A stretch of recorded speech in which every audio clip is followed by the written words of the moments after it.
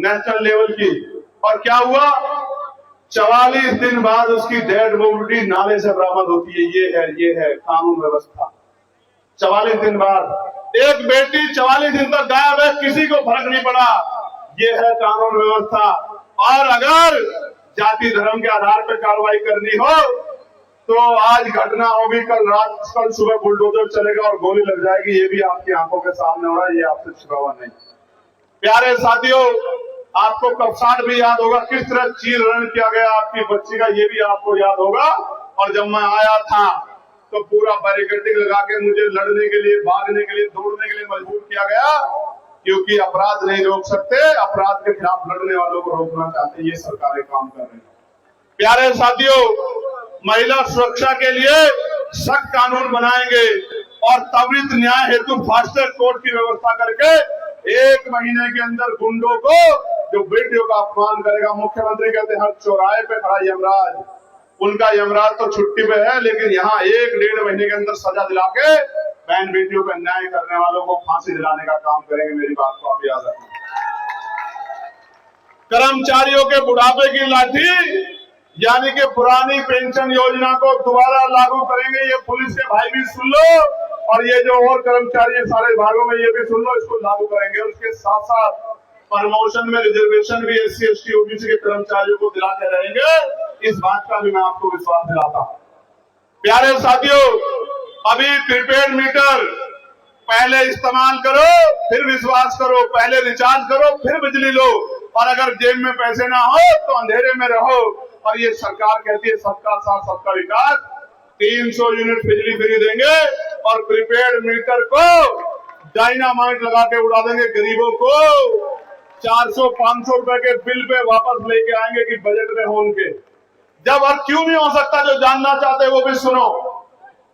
जब सरकार पूंजीपतियों का कई लाख करोड़ रुपए मदद माफ कर सकती है, तो उत्तर प्रदेश के गरीबों का और किसानों का भी बिजली का बिल माफ हो सकता है। मेरी बात को आप याद रखना, हर चीज हो सकती है।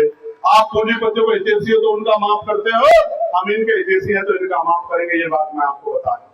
प्यारे साथियों, किसानों को उनकी फसलों को MSP की गारंटी देंगे और उनकी मेहनत का उचित मूल्य मिल सके, इसलिए जो गन्ना वाला क्षेत्र है, गन्ने का सबसे मजबूत मूल्य हम लोग देने का काम करेंगे। इस बात का भी मैं आपको विश्वास दिलाता हूं।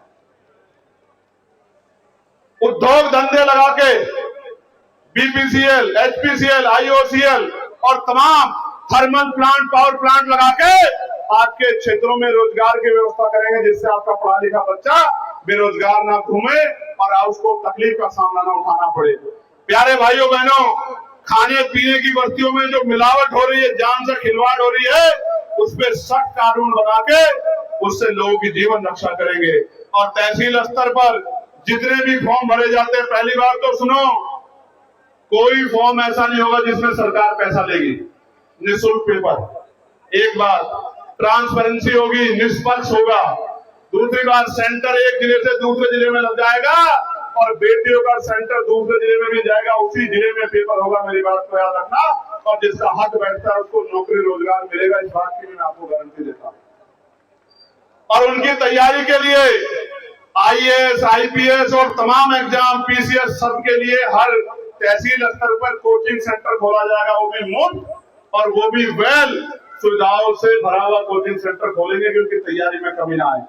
साथ साथ मैनुअल सफाई प्रथा को पूरी तरह समाप्त कर मशीन आधारित सफाई व्यवस्था लागू की जाएगी और 7,000, 5,000, 11,000 रुपए किसी को सेवर में नहीं उतरना दिया जाएगा। पक्की नौकरी दी जाएगी अगर सफाई का काम आगे बढ़ेगा।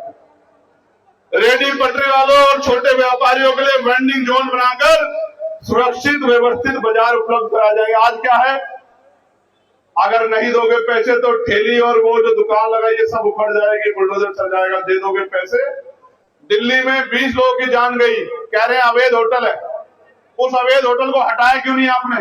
लेकिन अवैध एक झोपड़ी नहीं रखोगे आप गरीब की, वो ठंड गर्मी में सह लेगा, लेकिन पैसे वालों के खिलाफ नहीं जाओगे। इसलिए रेडी पटरी वालों की, ठेली वालों की भी जीवन यापन का ध्यान रखना पड़ेगा। साथ साथ खेल और खिलाड़ियों को बढ़ावा देने के लिए स्थानीय स्तर पर खेल योजनाओं को प्रभावी ढंग से लागू किया जाएगा और राज्य के स्तर पर अंतर्राष्ट्रीय स्टेडियम बना के युवाओं को ग्रामीण प्रतिभाओं को निखारने के लिए अवसर दिया जाएगा, इस बात का भी मैं आपको विश्वास दिलाता हूं। उत्तर प्रदेश की अति पिछड़ी जातियां जिनमें पाल है, प्रजापति है, कश्यप है, सेन है, विश्वकर्मा है, निषाद है, उन जातियों को जिनको अवसर नहीं मिले उनको 27% से अतिरिक्त ईडब्ल्यूएस की तरह 15% अतिरिक्त आरक्षण की व्यवस्था करा के रहेंगे, इस बात का भी मैं आपको विश्वास दिलाता हूं। प्यारे साथियों, एससी, एसटी और ओबीसी वर्ग के जो कर्मचारी हैं, हालांकि मैं इस बात को दोहरा चुका हूं कि उनके लिए प्रमोशन की जो व्यवस्था थी वो 2012 में जो एक सरकार आई थी जो कहती है, आज नारा लगाती है, पता नहीं क्या क्या नारा लगाती है, उस सरकार ने वो प्रमोशन में डिमोशन लागू करा के लाखों कर्मचारियों को खून के आंसू रोने के लिए मजबूर किया था।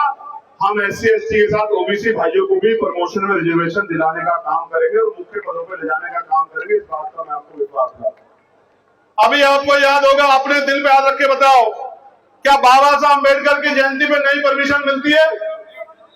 मिलती है नई परमिशन? गुरु रविदास जी की जयंती में मिलती है, गुरु कबीर जी की जयंती में मिलती है, भगवान बुद्ध की जयंती में मिलती है, कोतवाल धन सिंह गुर्जर की जयंती में मिलती है, सम्राट वीर भोज जी की जयंती में मिलती है। क्यों नहीं मिलती? इनकी धार्मिक आस्था का सम्मान नहीं होना चाहिए?